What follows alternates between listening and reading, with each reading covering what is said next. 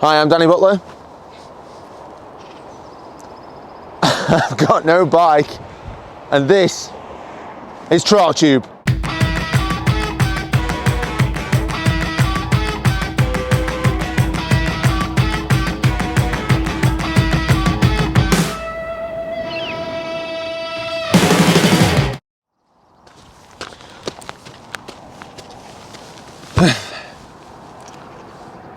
Now, seeing as I've got no bike with me, I thought we could concentrate a little bit on how bikes are purchased now. Because we do get a bit bored at TrialTube, and the way that bikes used to be bought when I was a kid was you'd sift through the back of the Trials and Motocross News, which is a publication here in the UK. It's like a paper, and in the back there'd be some basically for sale bikes, some classifieds, where you'd go and see the bike and the bike probably wasn't as described, and then it was overpriced, and then people would come away either with the bike and they'd have the pants pulled down because it was too expensive, or they'd come away with a bargain and the person on the other end had had his pants pulled down. That's the way it just went. But now things have changed. We live in the future, and people now buy bikes by scrolling through Facebook. That's right, they're constantly swiping left or right, bit like that app. Now, we did the same a few weeks ago, and we've decided to liberate a piece of history.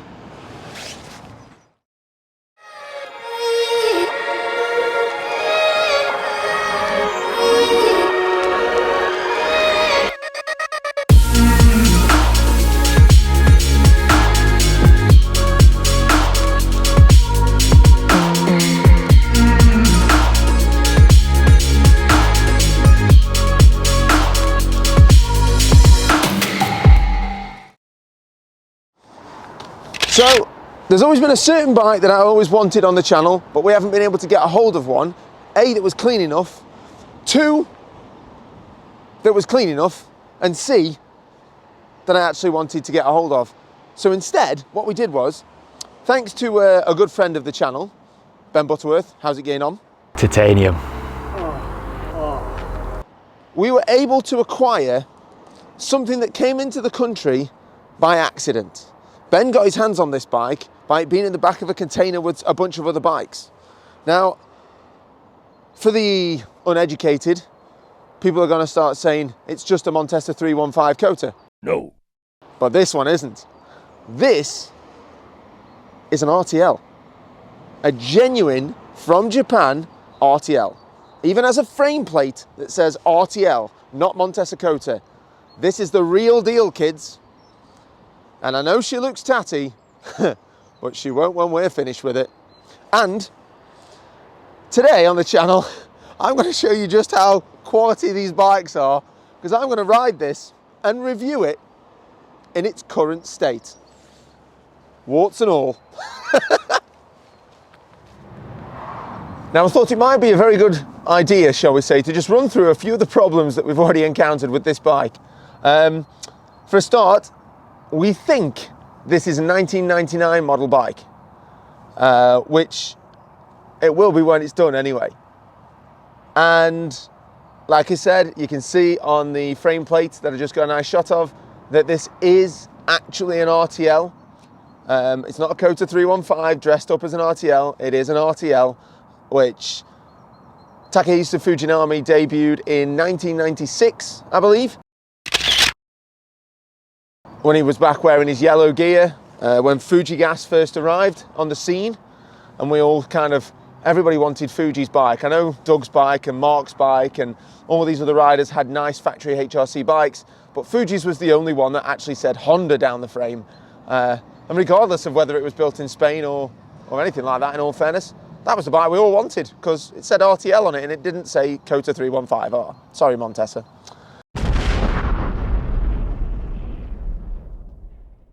But this one, it's got a bit going on. So obviously the tyres are perished. It's still got its original pegs on, which are, well, not in the best state. It's still got the original stand on. It's pretty much an original bike.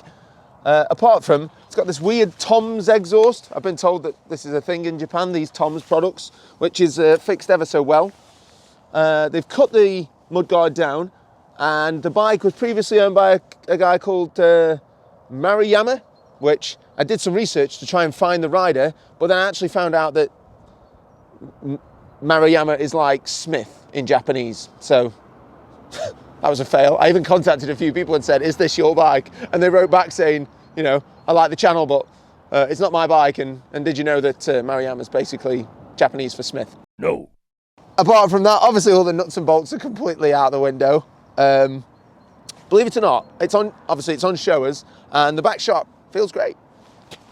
So as you can see, it's, well, it could use a coat of paint. And when I say paint, that's because a lot of the plastics that came from Honda at the time were actually painted and lacquered.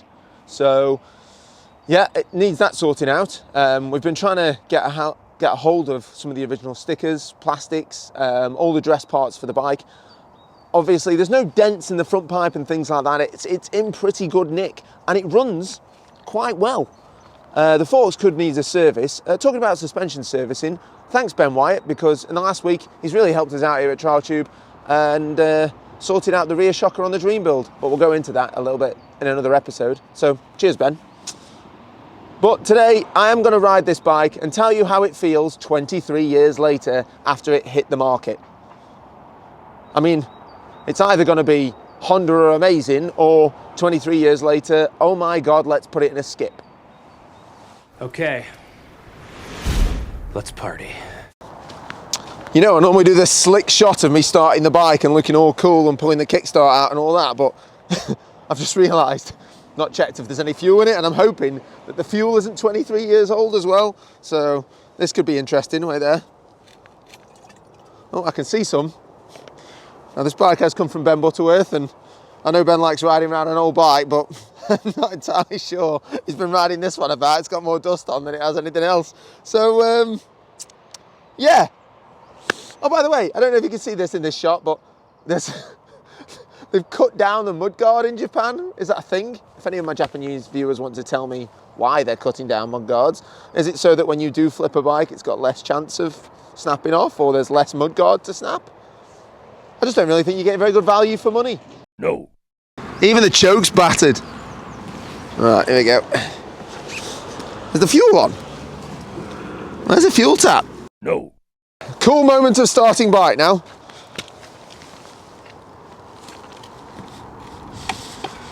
Bit of history, this.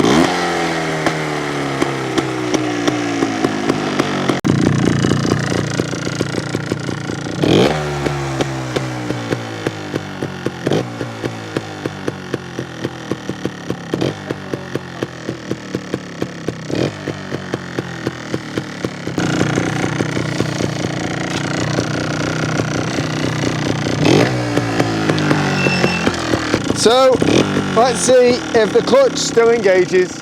This is scary.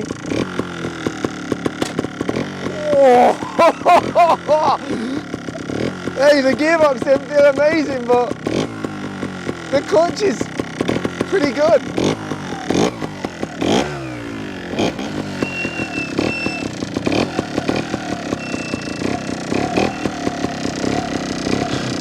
Now, I only thought it fair I do the same section, whether it's a new bike, an old bike, or a 23-year-old misused bike. Oh, it's so heavy. So, I wonder if I can just get it round.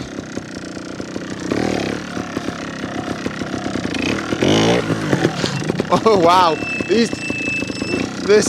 so the front brake basically doesn't work. but the back brake is incredible. And the clutch feels really good, and the tyres have perished. You know, it feels really good. If the brakes worked, it would feel even better. And if the suspension was possibly, you know, slightly warmer, this would be a competitive bike now. It does sound good though. Right, see if we can get this corner. I did this corner on a Fantic, so we'll see. We're in first. The clutch feels really good actually. It almost feels modern.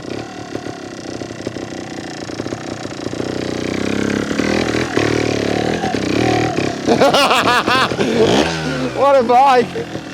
So, as mentioned previously, the brakes are absolutely rubbish, apart from the back one's good, but the front one is non-existent.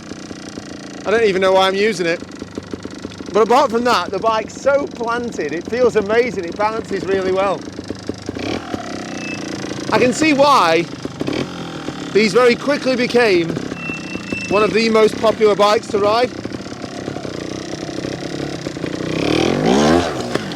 Oh yes!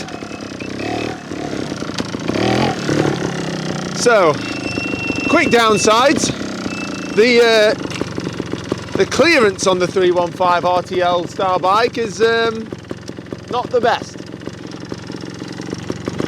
But maybe that's due to the fact of the suspension being quite old and me being quite fat. The head angle's a lot slacker than a more modern bike. I'll tell you what, she grips and corners beautifully. Okay.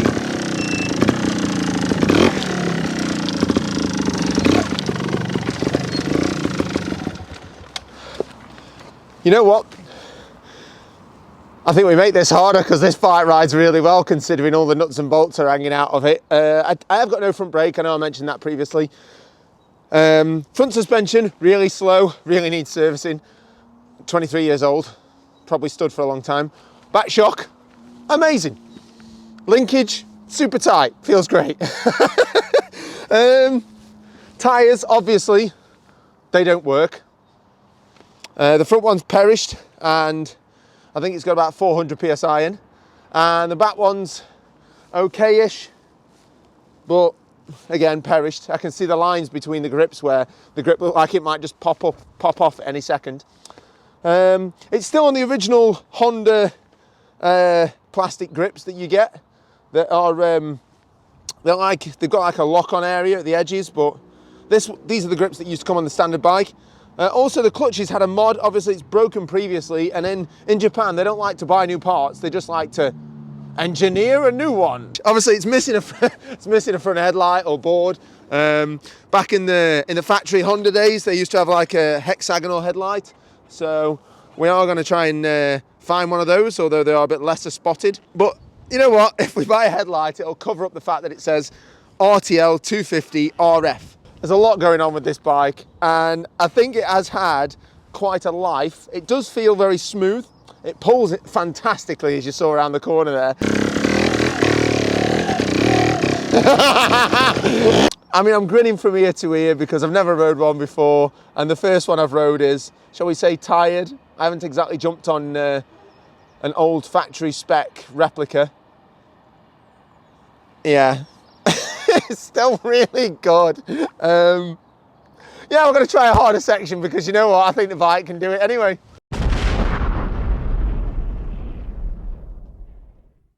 Right, come on you beauty, let's get you started. Oh, try and pull off without me there. Ugh.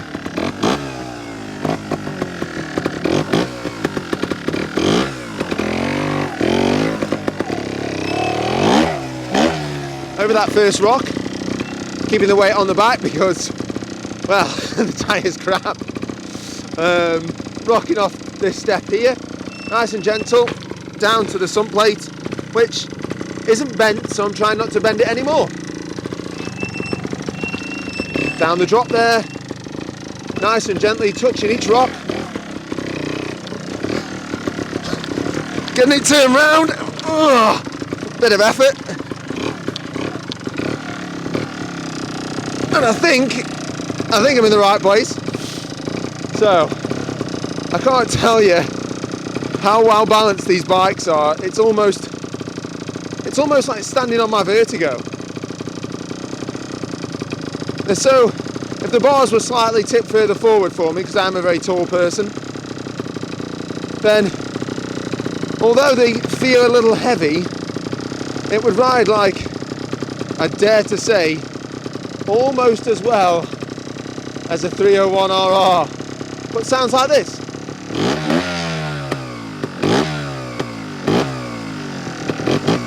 Still sounds so crisp. So, first gear. Come on, I'm really hoping this happens.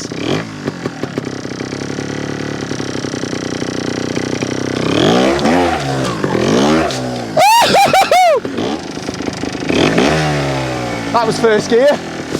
Something smells like it's burning. Let's try second, kids.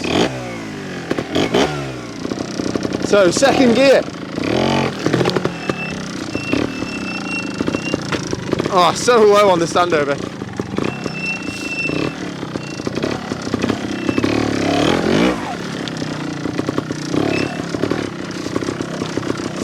It's like hopping a blancmange.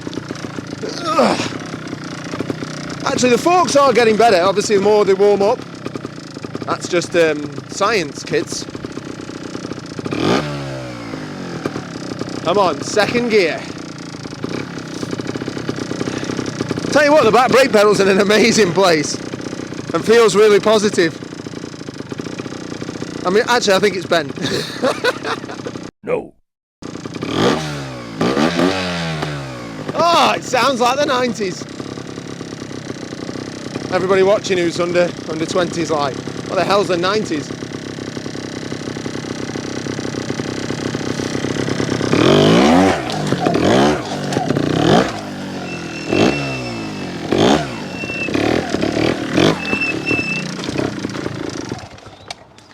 This bike is, for a lack of a better word, awesome.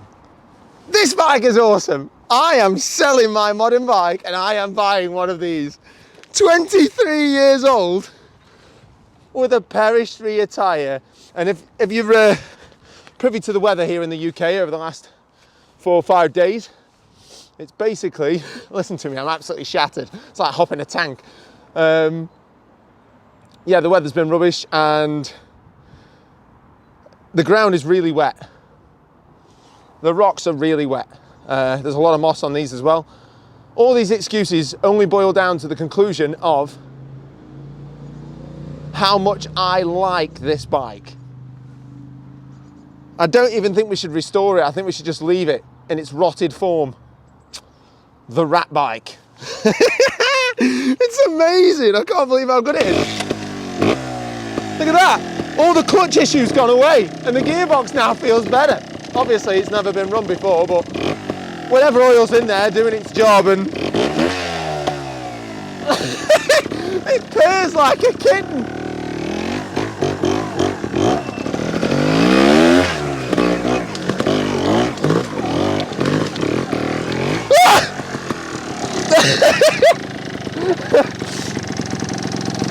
It is slippy, I promise.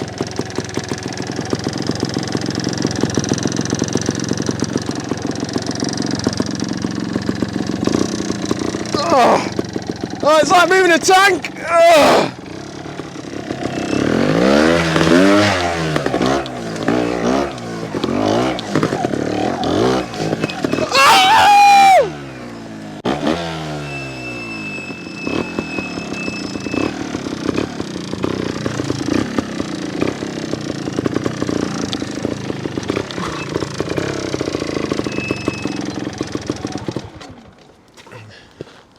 Okay, there are a few limitations to the 23-year-old bike that's never been mechanicked ever. First one, it really needs a set of tyres. Like, they're perished, they're old, it's super slippy, I'm getting up wet wood.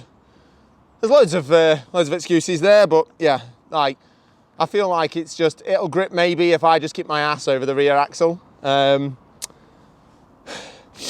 Next, I could really do with a front brake. A front brake would be nice. Every time I was getting back down the hill, I thought I was going to die. By the way, this is steeper than it looks. It's super slippy, like I say, very wet today. The turning circle, for some reason, it's got these enormous lock stops on, at least 10 mil. So whenever I turn the bars, I've got like motocross steering. You know, where the fork leg is hitting the radiator. Yeah, there's not a lot of lock going on this. So I've got little tiny bars with no lock. So I'm thinking that possibly Yoshi from the Super Mario Brothers used to ride this bike. Again, not very culturally appropriate, and I'm sure somebody will tell me in the comments. What else? What else? Oh, when it does find grip, it is sublime. It rides so well. You can't tell how steep this is on camera, but anybody that's rode here at Westies World is privy to knowing that this hill is very steep. And apart from that, you know what? If all else failed and I had to sell my Vertigo and, well, I was going to say pick something up for cheap. These aren't even cheap anymore. To get parts for them, that also isn't cheap. A 315 Doug Lampkin replica went onto the internet this week at £4,500 for a very old bike.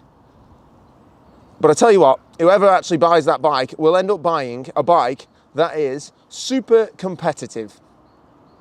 If this was in great condition and, you know, if everything felt new and tight and... You know what? When these bikes came out back in 1996, the first version of the 315 Montesa came out, 96, in white to the public, with stars on the seat area, with Marc Colomer on. When that bike came out, anybody that bought that bike was cheating, because I would not have liked to been put up against somebody on one of these versus somebody riding a 96 orange Beta Techno or a 96 JTR Gas. If you bought one of these back then and you rode during that period and you owned one of these bikes, congratulations, you are a smart person. Right. Ugh. Ah, they still weigh the same as a 1996 bike though. I've rode it for 10 minutes and the engine is now just like, oh, we're doing some more work, are we? Not even bothered.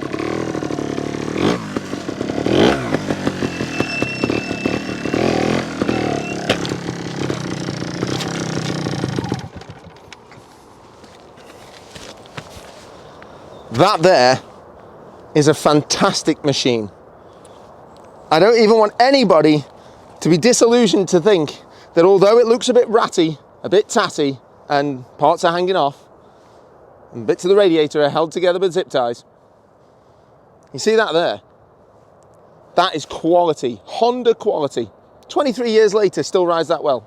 Now, not to be outdone on the TrialTube, but we are going to take this modern dinosaur and turn it into what can only be described as a swan.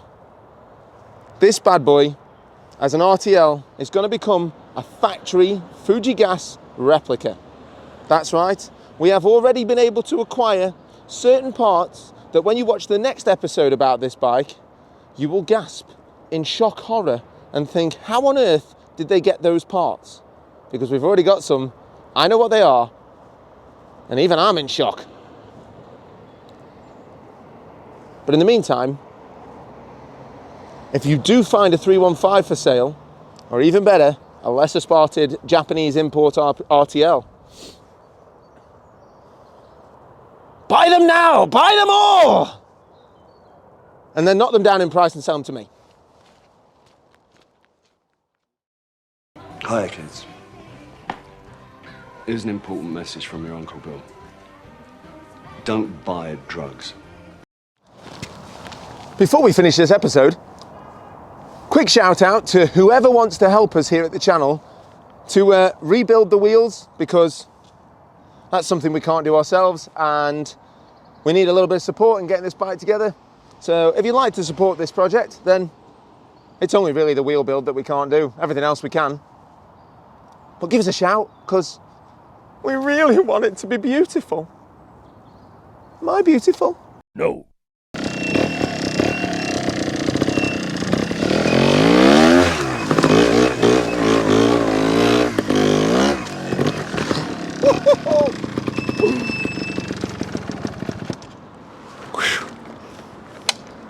As always, thank you for watching TrialTube.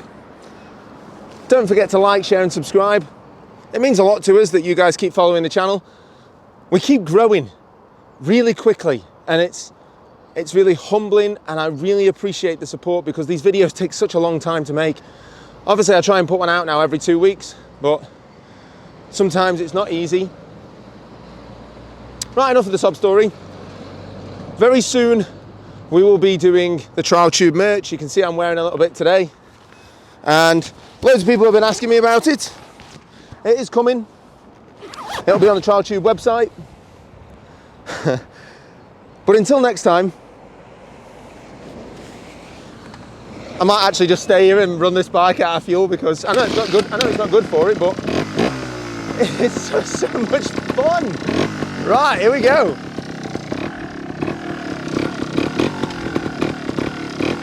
The best two-stroke in existence.